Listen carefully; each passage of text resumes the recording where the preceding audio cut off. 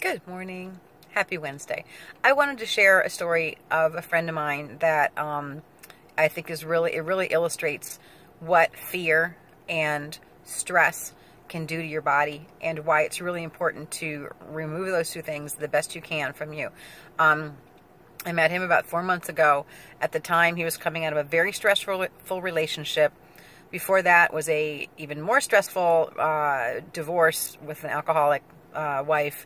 And right before that, his mother passed away. So he had a rough year. He had gone and got his blood work done. His calcium levels in his blood were through the roof. He had blood in his urine. He had his thyroid and parathyroid were catawampus all over the place. Everything was just whacked out. He was told that he was, they were going to work him up for cancer. Things were, it was looking kind of grim, and, cortisol levels, of course, were off the charts, which is, your stress hormone.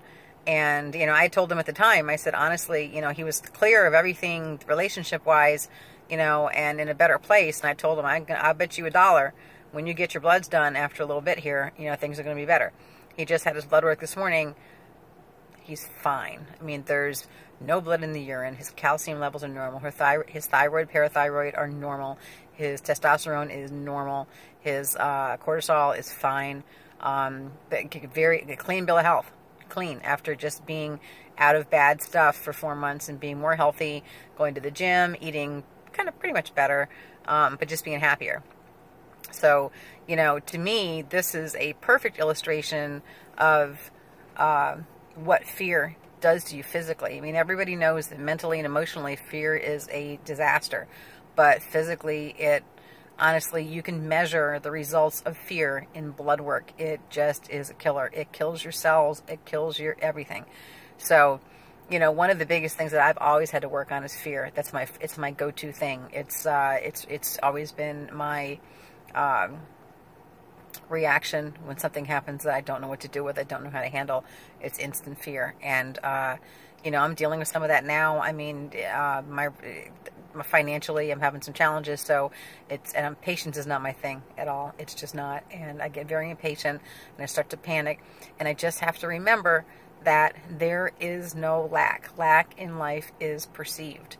So, yeah, I don't have a lot of money right now. I woke up on the wrong side, on the right side. Woke up on the right side of the grass today.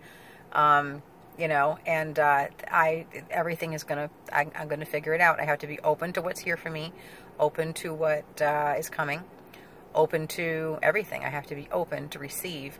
I have to be grateful for what I have. I think those are the two very most important things, not even necessarily in that order. Gratitude first, and then be open to your blessings second. And that's what it is. So I thought that was a perfect illustration of, why it's so important to try to get on top of the fear that's in your life. I think it's a human condition. People, if you're a Bible person, you can look all the way back to the Garden of Eden, Adam and Eve, and after the whole apple incident, there was fear. There was fear of recrimination and those sorts of things, and it's always been there. It's always been one of our challenges, I think, as human beings, to master it, to make it go away. And I honestly believe that learning how to deal with fear and to make it not a prominent aspect of your life will help you be more healthy, will help you live longer, have a just better life in general. It's kind of a no-brainer. So anyway, that's what I got for today. Hit the like button, please share, please subscribe, do the thing. I love you guys. Have a great one. Peace.